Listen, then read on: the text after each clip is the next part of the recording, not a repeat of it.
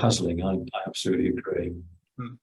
Thank you. But yes, I think you need to dig as deep a hole as you can in those gravels. So you say you used to walk around or travel around on the hills. Are all the hills capped with gravel? Are they armoured with the gravel? Is that why they're hills? In large part. One of the ones that gets mentioned is Northwood Hills. If you cycle from Northwood railway station across down into Pinner, staying up on the hill and dropping down Pinner Hill, there are quite significant gradients on those surfaces there. Everybody knows Harrow Hill, and it's relatively, Pinner Hill is less significant in its gradients, but Northwood Hill certainly is. Harrow Hill is. The upper part of Harrow Weald, if you go up from Harrow, if you cycle up to Harrow Weald, it certainly gets steeper once you get to the Uxbridge Road, and it remains quite a constant slope. Like I say, if you go down Clamp Hill, it's the quick one. If you're on a teenager on a bike, that's the one to go down fast. But the question was, do they have gravel on the top of all the hills? I think so. Yeah. Everybody assumes they do. I've never dug holes in. I thought you were avoiding that question. So I wasn't really avoiding it. I don't know the answer, but I'm talking about the evidence from the ground surface indicating there's something there that forms a cap. Sorry, that's an indirect answer. I think Joe Crocker might have something to say. Joe, do you want to unmute yourself?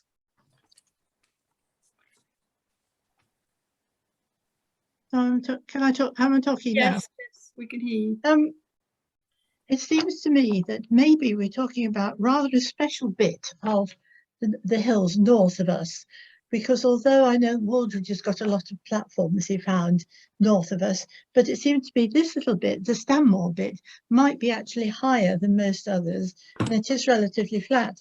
But on the other hand, if you're looking at just the pebbles, if you go into the Oxley Woods, which is quite easy to go, very extensive, a couple of kilometres long, and you walk through the Oxley Woods, which are at 100 metres, much lower, but to my untrained eye, they look very similar to what you see on top of Harrow Weald. They're full of gravels, they're full of round pebbles, black pebbles, quite a lot, actually quite small. They're often more egg size than larger than that. Not that I've done a lot, but I've walked through it, and I noticed that a lot of the higher lands in our area, north of our area, are covered with gravels. Not always at the same height, because the Oxley Wood gravels are only 100 metres, and we're talking now about something that's 144, which must be some of the highest land in the area completely.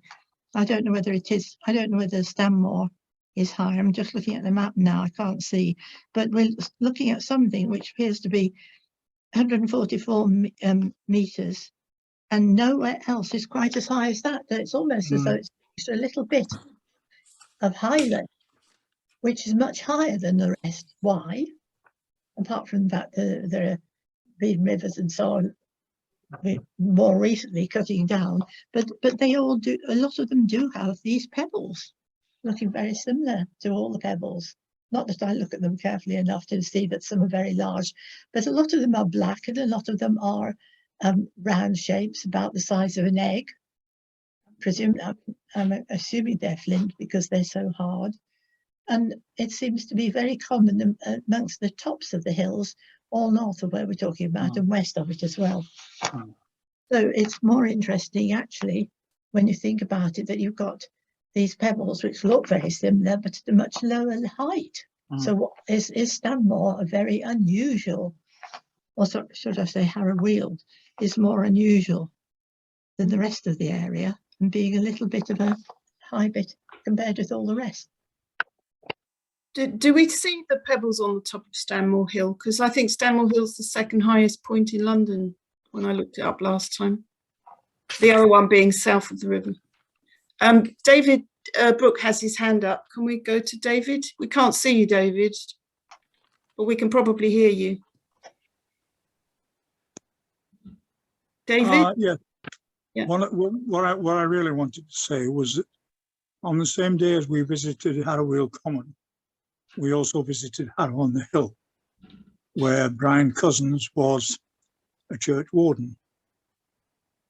And one of the things about Harrow on the Hill is that the BGS map identifies the top of the hill as being backdrop beds, which may contain some gravels.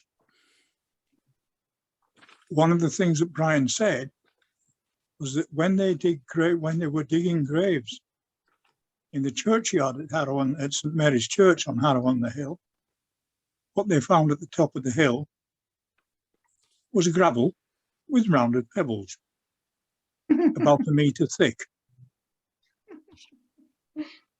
Whether that is Stanmore gravel, Dollis Hill gravel, or part of the clay or part of the backdrop beds is uncertain. One of the other things that there is in Harrow on the Hill in St Mary's Churchyard is that some of the paths have got small blocks of rock alongside them to keep the soil in, and some of those small blocks of rock are actually cemented gravels. The trouble is that when you actually look at some of the reports of the cemented gravels, they're actually iron cemented. And Oh, yes, of course. Eric Robinson has published about Yes. the ferricrete Yes. in that area, and that is actually has been detected in sewer diggings in the claygate beds. So what it is at the top of Harrow on the Hill is totally uncertain. I hope that doesn't actually cloud the issue too much. Are you saying that the ferricrete that you're finding on Harrow on the Hill was cemented at the time, well, a long time before the Stanmore gravel was laid down? Obviously, I just wanted to check that. When are you saying that the cementation would have occurred? I mean, like No idea. No idea. no idea. Because further south in Hillingdon and towards Heathrow, I believe there is more ferricrete there, which is actually on more recent gravels. Yes. So it's simply the fact that you've got an awful lot of iron in the water, which is actually going through and taking any iron in the soil down into the gravels and then cementing them. Joe, you want to speak again? Many of the churches in West Middlesex and further south have got a lot of ferricrete in their buildings, and it's very local ferricrete. Is the actual idea of how it's formed, it means that it's formed very locally. The gravels themselves, I don't know anything about the gravels because I've never had a good look at the ferricrete pebbles on Pinner Church. And I don't ever remember them being very large gravels. I think they're very small, but it's a very, very local thing that forms if you've got enough rain and the right kinds of sand or sand grains or very small pebbles. So that's very, very local. So that's not it is very widespread, but it's only local to each of the places it is. It's not part of a general area of pebbles, of ferricrete. It's just the ferricrete at a particular place, because at a particular place, the sand and gravels get affected by the rain. Are you with me? It's not a, Thanks. no strata at all. It just happens to be local, very local. Okay. David Bridgland, you. Yeah, I was going to, that's spot on. I mean, ferricrete can form in quite recent gravels. I mean, it's almost iron panning, I think, of related to podsilization and that sort of soil process. And it is quite often slabby, and but it does crop up in buildings. Sounds to me like the gravel from the top of the hill, where the church is, would be ideal as a comparison with Harrow Weald Common for the regularity rounders, because you would be able to see what, if it is tertiary gravel in situ, then you would get a brilliant comparison. I've looked at the tertiary, because I've been lucky enough to find some places where the tertiary beds are exposed. Down in the Hampshire Basin at Dunbridge, and also at Aveley, there was some tertiary rounded gravels exposed. And so I've done the angularity roundness analyses of those, and it's very, very much worthwhile. Can I say that it would be really great if you could post this meeting for the GA's Geodiversity Festival thing, because it's absolutely ideal, talking about an SSSI. Is that a possibility? I mean, I'm on the council, so I know the GA is extremely keen to get as much geodiversity related stuff included as part of the festival, because they're not having an in-house or an in-person festival yet again this year.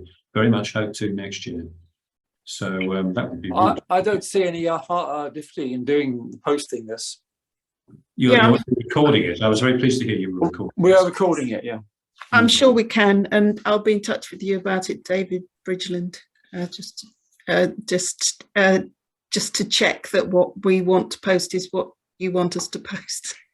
But yeah, I'll get in touch with you, and we'll work out a technical solution to getting the video on our website. Mine host has just appeared to tell me that dinner's ready, by the way. So. Oh, okay. Can we have one last question from David Brooke, who's got his hand up? It's not a question. Peter Allen as well. Oh, sorry. David Brooke first. Just a brief comment on David's last point about making the comparison. I honestly don't think that is actually a possibility, because they no longer use that graveyard for burials, and it is basically the story of what the grave diggers found, and how much reliance you can place on it, I don't know. I don't know whether it was ever investigated by the BDS by using an auger to see what was there. So, but I don't think an honest comparison can actually be made. That was all. Okay. And Peter Allen? Okay, we seem to have wandered a little bit away from Stanmore itself and been talking more widely. I was thinking of things you can actually do at Stanmore at the moment. And one thing I'm looking at here is the stone counts for Stanmore from Harrow and Harrow Common, I should say. It's a very, very simple stone count done by Moffat in 1986, which recognised only flint without any subdivisions of the flint, and then quartz and quartzite. It doesn't mention any of the other things we have been talking about, such as green sand chert. So I think it would be important as to get a decent stone count from there, working to the sorts of standards that David has been establishing for other counts in the London area. So that I think that's one thing you can do, and it would serve as a standard to compare with other areas. At the moment, the stone counts for the Stanmore gravel and Harrow Weald Common don't really bear too much scrutiny. Then other areas I think you could try and work on, and this is where I was hoping your links with Brunel University might come to something, but I think it would be worth getting a clean sample if you can for heavy mineral analysis. At least it would give you a description of the site, and it may serve to differentiate, to make the relationship with the red crag of some of the higher deposits. And the other thing possibly you could do is SEM, sand grain surfaces, because although a lot of this material will be derived from the Paleogene, at least, it might give you some more detail of the history of these gravels. So I think those are the things that you could concentrate on, but particularly let's get a decent stone count for the site. Definitely. Okay. Thank you, Peter. That's really helpful. And we'll look into it. That needs a big and very heavy sample. I'm warning you. Yeah, I realise that. I'm thinking it's a big hole we've got to dig, but indeed. Those conservators, you need to sweet talk them. Yeah. And you need a real time. I'll look them up and see what we can get. Well, thank you very much for your thoughts and for your suggestions. It's very interesting, and I think you can see that people here are interested in the topic. Let's see what we can do. I will pursue the things that you've suggested, hopefully with the help of Alan and other members of the society who are also interested, and we'll keep in touch. Thank you so much, David, for coming and giving us. Thank you for inviting me, and thank you for such an interesting evening. Okay, thank you so much, and to Peter. Thanks, everyone.